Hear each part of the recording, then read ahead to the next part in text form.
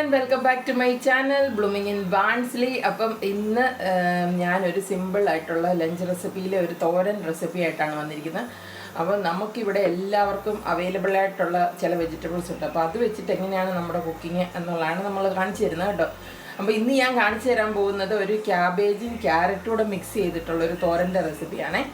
അപ്പം അത് കൈകൊണ്ടൊന്നും അരിയാനൊന്നും സമയമില്ല, കാരണം എനിക്ക് നൈറ്റ് ഡ്യൂട്ടിയാണ്. അപ്പം നമുക്ക് ഇങ്ങനെയൊരു ചോപ്പറൊക്കെ നമ്മളുടെയൊക്കെ വീട്ടിലുണ്ടെങ്കിൽ ഇങ്ങനത്തെ ഒരു ചോപ്പറല്ലേ നമുക്ക് കൈകൊണ്ട് വലിക്കാവുന്നത്. അപ്പം ഇങ്ങനത്തെ ഉണ്ടെങ്കിൽ ഇത് നല്ലതാണ്. അല്ലെങ്കിൽ ഏതെങ്കിലും തരത്തിലുള്ള ചോപ്പർ ഉണ്ടെങ്കിൽ അതിനകത്തിട്ട് പെട്ടെന്ന് തന്നെ എങ്ങനെയാണ് ചെയ്യുന്നതെന്ന് ഞാൻ കാണിച്ചു തരാം കേട്ടോ. അപ്പോൾ ഈ ക്യാബേജ് തോരൻ ഉണ്ടാക്കാൻ ആവശ്യമുള്ള സാധനങ്ങൾ, നമുക്കൊരു ക്യാബേജ് വേണം, ഒരു 2 ക്യാരറ്റ് പീൽ ചെയ്ത് കഴുകി വൃത്തിയാക്കിയത്, പിന്നെ ഒരു ചെറിയ കഷ്ണം ഇഞ്ചി, ഒരു വെളുത്തുള്ളി. ഇത് നമ്മൾ സ്പെഷ്യലി ഈ ക്യാബേജ് യൂസ് ചെയ്യുമ്പം മാത്രം യൂസ് ചെയ്യുന്ന 2 സാധനങ്ങൾ. ഇതില്ലാതെ നമ്മൾക്ക് വേണമെങ്കിലും തോരൻ വെക്കാം. എൻ്റെ കുറച്ച് കറിവേപ്പിലയുണ്ട്, അപ്പോൾ ആ കറിവേപ്പില, പിന്നെ ഒരു 3 പച്ചമുളക്, പിന്നെ ഒരു സവോള. ഇത്രയും സാധനങ്ങൾ മതി. ഇനി നമ്മളുടെ ബേസിക് ആയിട്ടുള്ള തേങ്ങയും ഉപ്പും മഞ്ഞൾപ്പൊടി, എത്ര സാധനങ്ങൾ മതി നമ്മൾക്ക് ഈ തോരൻ വെക്കാൻ വേണ്ടി. അപ്പം നമുക്കിതിനെ ഇതിനെല്ലാം നമ്മൾ ചെറുതായിട്ട് കട്ട് ചെയ്ത് ഈ ചോപ്പറിനകത്തിട്ട് നമ്മൾ ചോപ്പ് ചെയ്ത് അപ്പം നമുക്ക് റെഡിയാക്കി എടുക്കാം കേട്ടോ. ആദ്യം നമ്മൾ ക്യാരറ്റിനെ ചെറിയ കഷ്ണങ്ങളാക്കി ഇനി ഇതിനെ നമ്മൾ ചോപ്പ് ചെയ്തെടുക്കാൻ പോവുകയാണേ.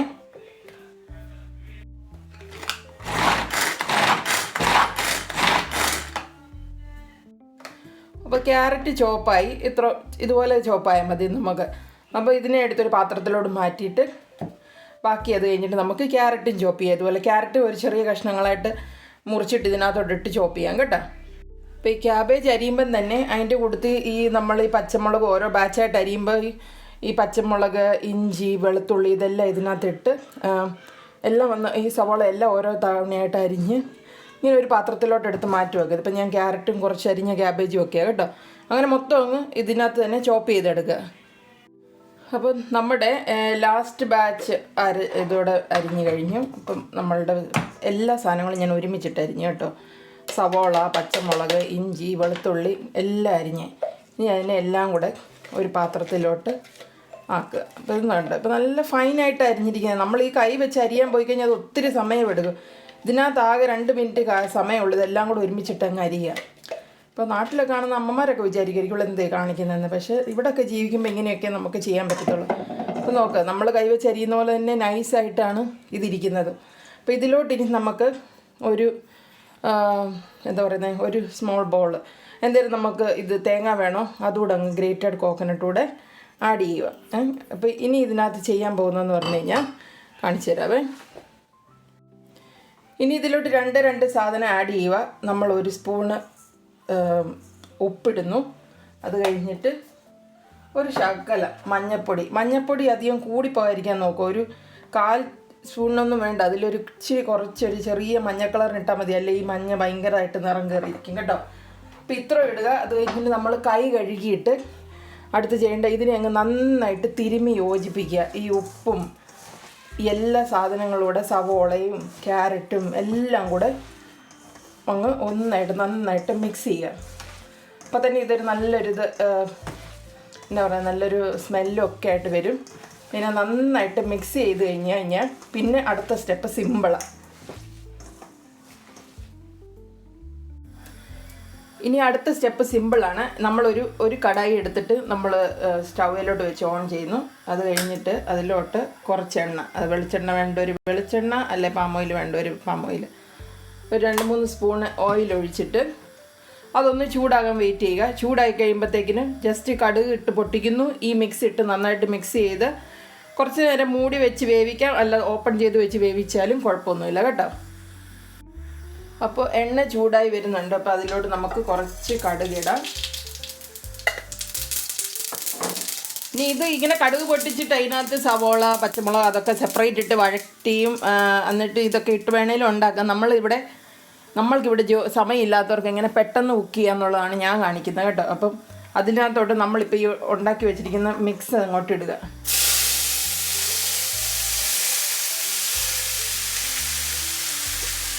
ഇത് 2 ദിവസത്തേക്കിനായിട്ടാണ് കേട്ടോ, കുറച്ചേറെ. അപ്പം അല്ലെങ്കിൽ നിങ്ങൾക്ക് ആവശ്യമുള്ളത്രയും ക്വാണ്ടിറ്റി ഇടുക. ഇത് മുഴുവൻ ഇതിനകത്തോട്ട് ഇട്ട് കഴിഞ്ഞ ശേഷം ഇനി ഇതിനെ നന്നായിട്ട് ഒന്ന് ആ എണ്ണയോടൊപ്പം ഒന്ന് മിക്സ് ചെയ്തെടുക്കുക. ഒരു ചെറിയ പാത്രമാണ് ഇപ്പം ഞാൻ വെച്ചിരിക്കുന്നത്. ഇതിലൂടെ കുറച്ചുകൂടെ വലുത് വെച്ചാൽ നമുക്ക് സൗകര്യമായിട്ട് ഇളക്കാം കേട്ടോ.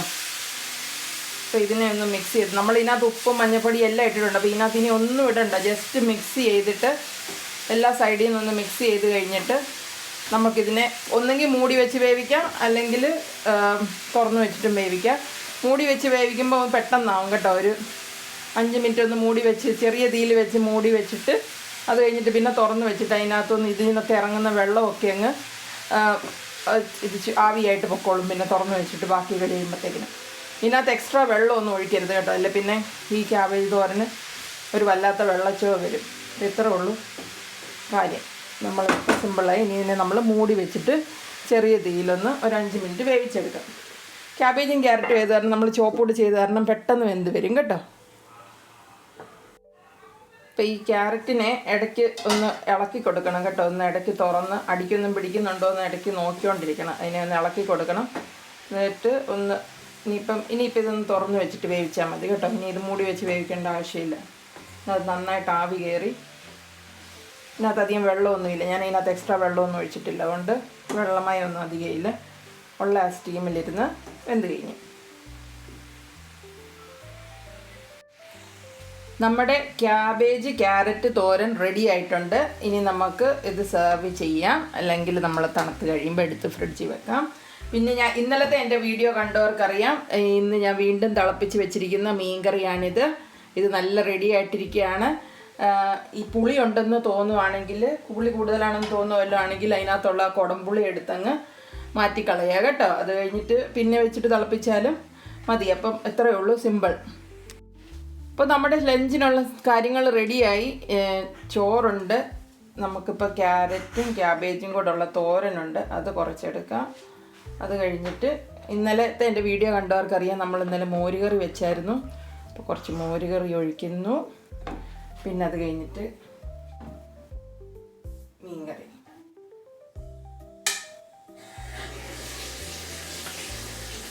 അപ്പം നമ്മുടെ എല്ലാ കാര്യസാധനങ്ങളും റെഡി ആയിട്ടുണ്ട് കേട്ടോ. അപ്പം നമ്മൾ നമ്മുടെ കുഞ്ഞുങ്ങൾക്ക് ചെറിയ പ്രായം തൊട്ട് ഇങ്ങനെ നല്ല രീതിയിൽ ഭക്ഷണം ഉണ്ടാക്കി കൊടുക്കണം. അപ്പം ഇവിടുത്തെ പിള്ളേർ മീൻകറിയും മോരുകറിയും എല്ലാം കൂട്ടും കേട്ടോ. അവർ ഒരു north Indian south Indian mix ആണെന്ന് പറഞ്ഞാലും നോർത്ത് ഇന്ത്യൻ ഫുഡും കഴിക്കും, സൗത്ത് ഇന്ത്യൻ ഫുഡും കഴിക്കും. അപ്പോൾ നമ്മൾ ചെറിയ പ്രായത്തിൽ തൊട്ടത് ട്രെയിൻ ചെയ്യണം. നമ്മൾക്ക് തന്നെ മടിയാണ് ഉണ്ടാക്കാനെങ്കിൽ പിന്നെ നമ്മൾ മക്കൾ കഴിക്കുന്നില്ലെന്ന് പറഞ്ഞിട്ട് കാര്യമില്ല.